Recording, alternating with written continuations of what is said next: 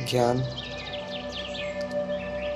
कोई पंडित नहीं देता, जिंदगी के वो पड़ाव देते हैं जिनसे हम गुजरते हैं। ज्ञान स्कूलों में कोई अध्यापक नहीं पढ़ाते, परंतु स्कूल में बताए हुए उन अनुभवों से, उन क्रियाओं से हमें ज्ञान प्राप्त होता है जो हमने वहाँ जी हैं। जिस आश्रम में, जिस छात्रावास में, जिस हॉस्टल में या जिस संस्कृति में हम रहे हैं, यानी कि संगति, वहाँ की संगति ही वहाँ की संस्कृति है, चाहे वो अच्छी हो या बुरी हो। अगर बुरी है तो हमें ज्ञान उसी प्रकार का मिलेगा, अगर अच्छी है तो हमें ज्ञान उसी प्रकार का मिलेगा। परंतु ज्ञान कहीं किताबों में लिखा नहीं रहता, ज्ञान कहीं आपको किसी के मुख से सुनने को नहीं मिलेगा। ज्ञान आपकी आत्मा की एक अनुभूति है जो आपके जीवन काल में नित्य दिन घटती चली जा रही है। ये ज्ञान ही तो है।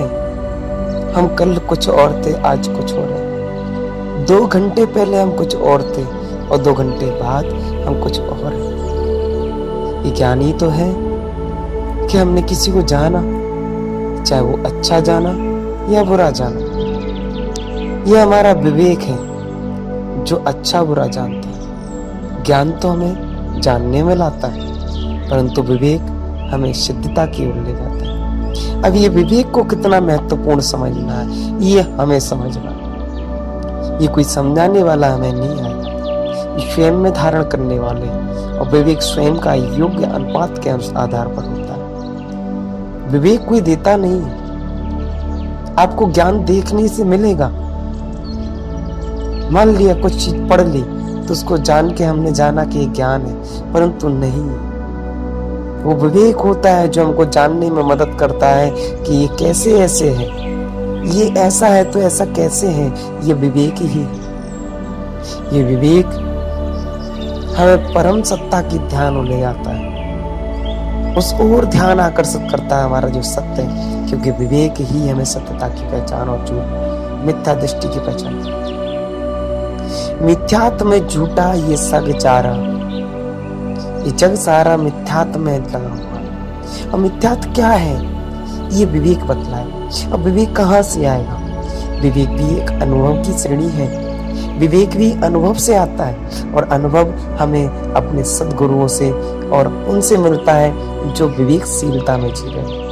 यानी कि वो विवेक देते नहीं, परंतु विवेक कैसा होता है ये बतलाने का प्रयास करते हैं, परंतु बतला वो भी नहीं पाते। वो तो हमारी क्रिया है जो हमको समझनी पड़ती है।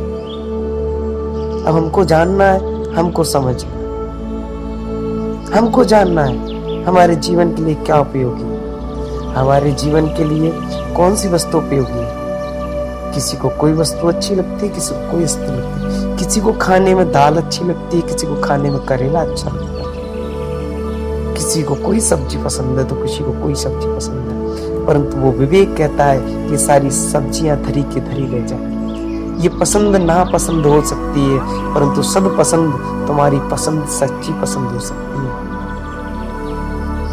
ये सब्जियां, ये संसार के सुख, कहने का भाव कि जैसे लोगों को सब्जियां पसंद है वैसे लोगों का जीने का तरीका पसंद है, परंतु ये सारे तरीके रखे रह जाएंगे। जिंदगी रची की रची रह जाएगी और खलबली मची हो जाएगी। खलबली मच जाएगी तुम्हारे संसार में, तुम्हारी उस दुनिया में जिस दुनिया में तुम जी रहे हो, क्योंकि तुमने सच्चाई को, यथार्थता को जाना।